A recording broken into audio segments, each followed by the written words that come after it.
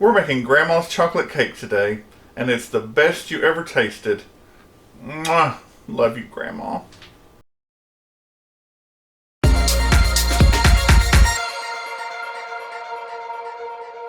Welcome to Help at Home, your resource for great recipes and easy learning. I'm Jim Hightower.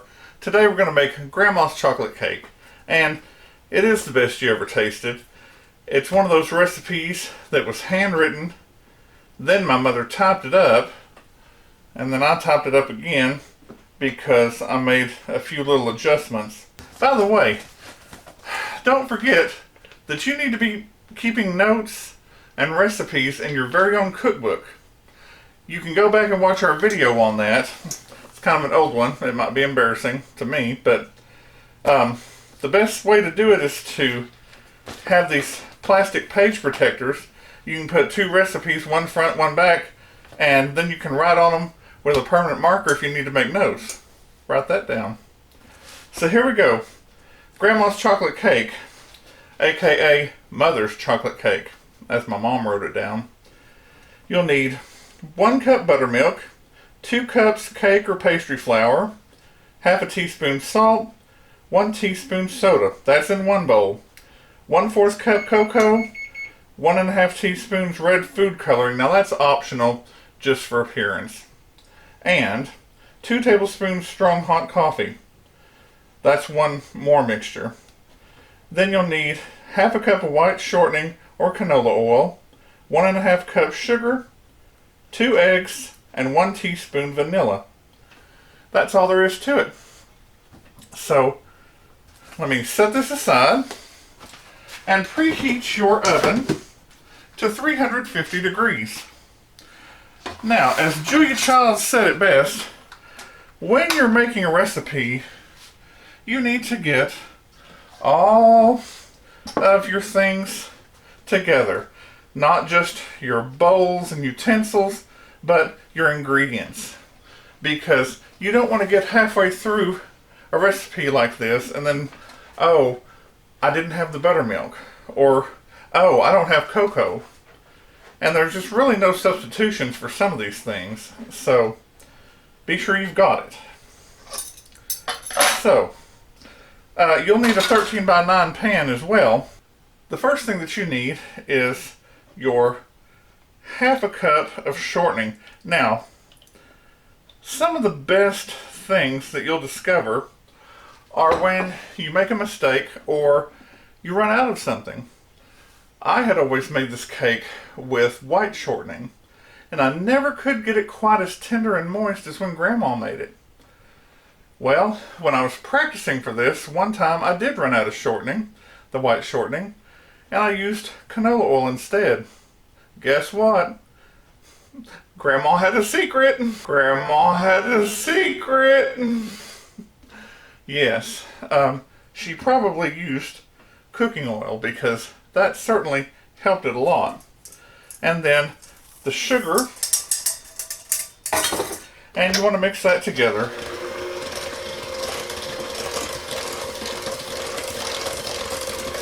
This is an old recipe, and this type of thing is what you would call creaming.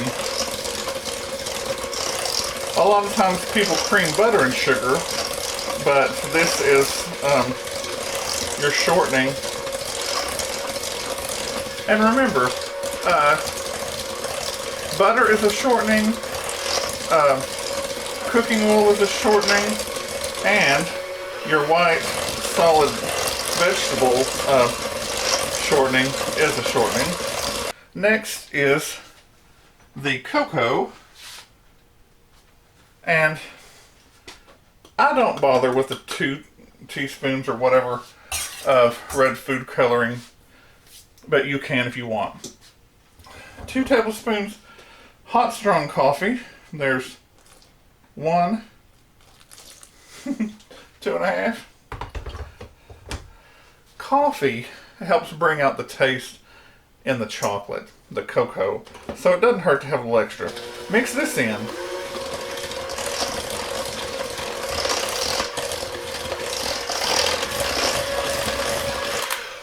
Now you need a spatula so that you can scrape your sides and your bottom of your bowl, that is.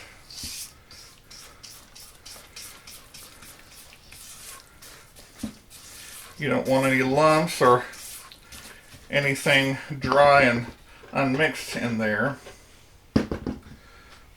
Okay, we'll give this one more quick mix. Next, we need our eggs.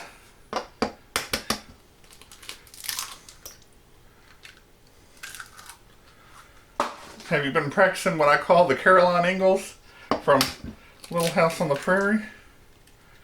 Cracking an egg with one hand.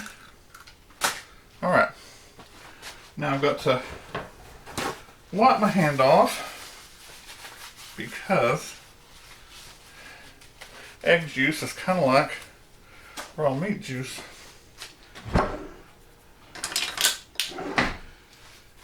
Alright, 1 teaspoon of vanilla. Now this is some of our vanilla that we made back in April, and it is yummy. Oh, smells so sweet. Alright.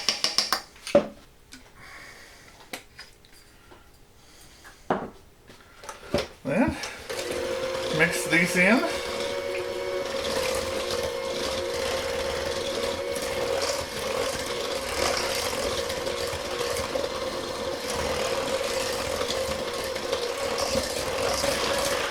And then I need to scrape the bowl.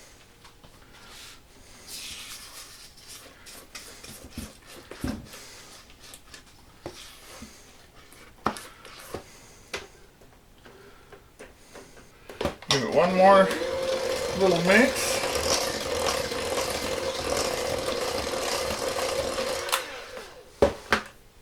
And here we are at the end. We're going to alternately mix in the flour and the buttermilk. And by the way, don't forget the old homemaker's friend of, if you don't have buttermilk, you can use a tablespoon of lemon juice or white vinegar and a cup of milk and give it 5 or 10 minutes to kind of clabber up or whatever, and you got soured milk, which is pretty close to buttermilk. So here's my flour, salt, and other things. Do a little of that, a little bit of the milk there.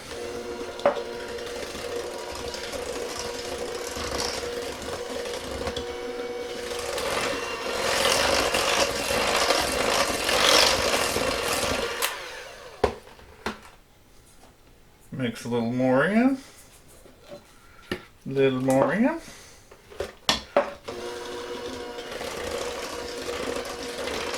And I'll tell you, this recipe really is not that bad of a sweet recipe because the cake has 1.5 cups of sugar, which is not a whole lot for common cakes or modern cakes, and 2 cups of flour. A lot of cakes have more flour too, which adds to carbs.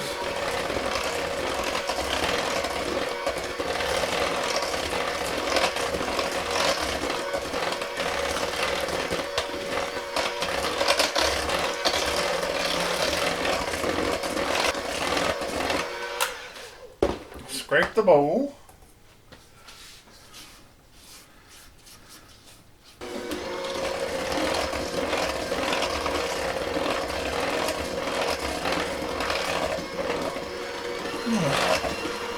Kind of beat it about 1 minute.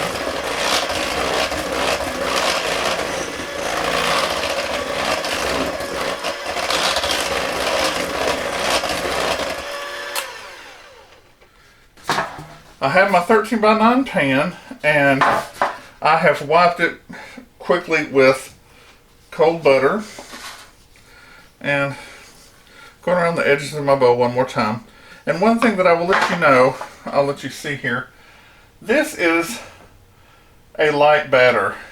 It's loose, it's not thick, but that's a good thing because it is tender and delicious. Alright, now the cook should taste this because it's just Oh my goodness.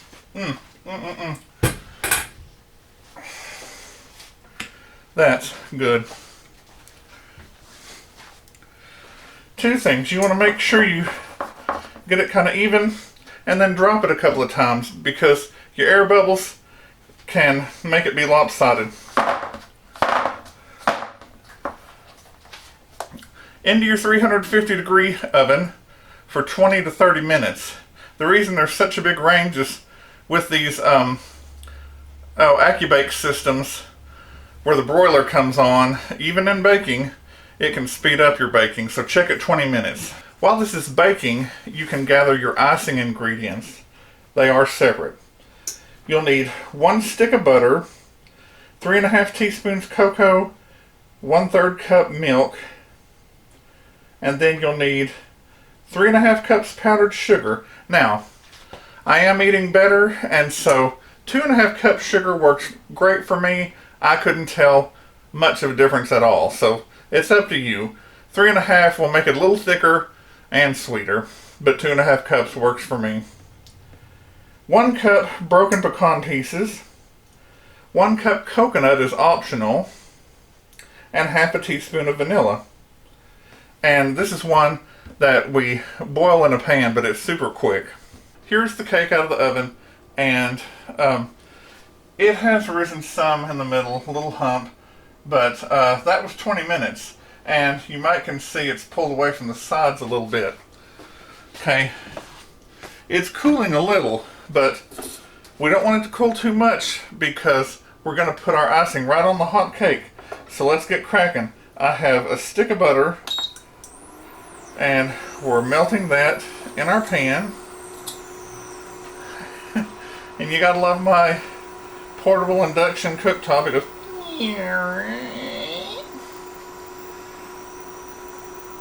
but it's pretty quick. Let me remind you that you need to melt your butter on low or medium low, because if you do it too high, you'll burn it, or you could brown it, and we're not making a brown butter icing.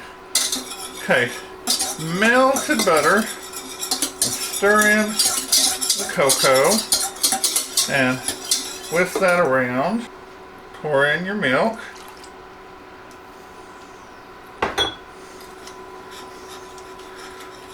And whisk slowly so it doesn't go whang all over the kitchen.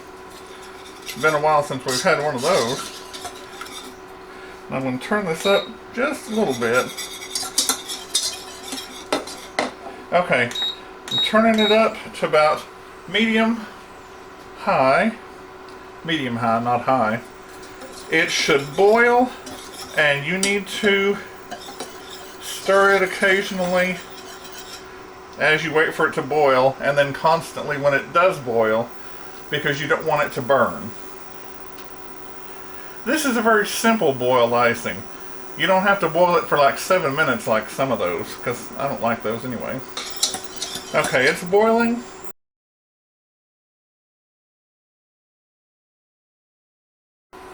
Then pour in about half of your powdered sugar.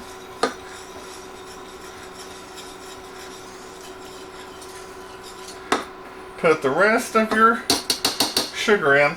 I'm just going the lower sugar route, even though I plan to share this with friends that don't know it's coming. Alright. 1/4 of a teaspoon of vanilla. I'm going to eyeball this one because you can't have too much. That just tastes good. Ooh!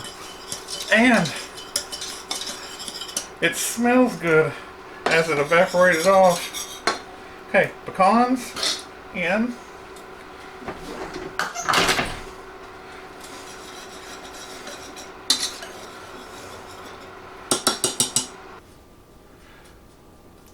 Alright.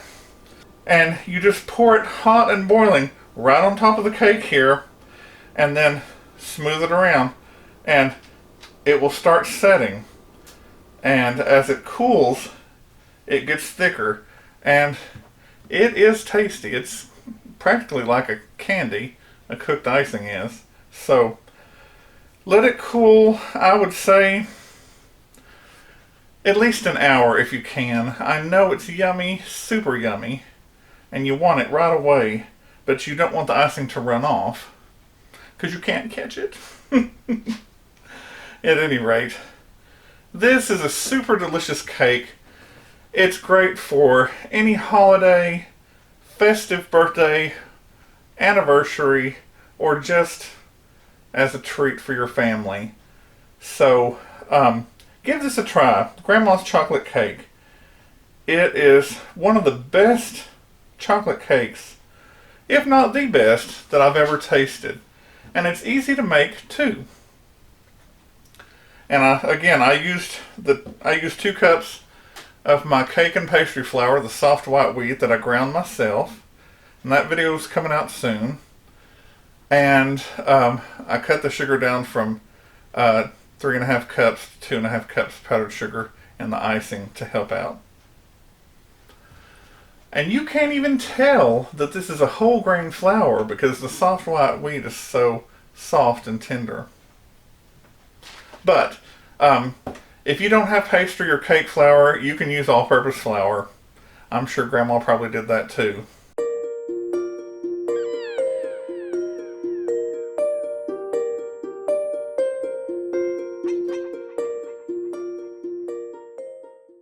If you like this recipe for Grandma's chocolate cake, the best in the Southwest, give it a thumbs up. Subscribe and share with your friends who like to cook or just want to learn how. Drop me a line in the comments below about your experiences with this recipe and what else you'd like to see in the kitchen. Click the bell in the top right hand corner for notifications. I'm Jim Hightower, and remember, everyone needs help, even me. Enjoy and be well.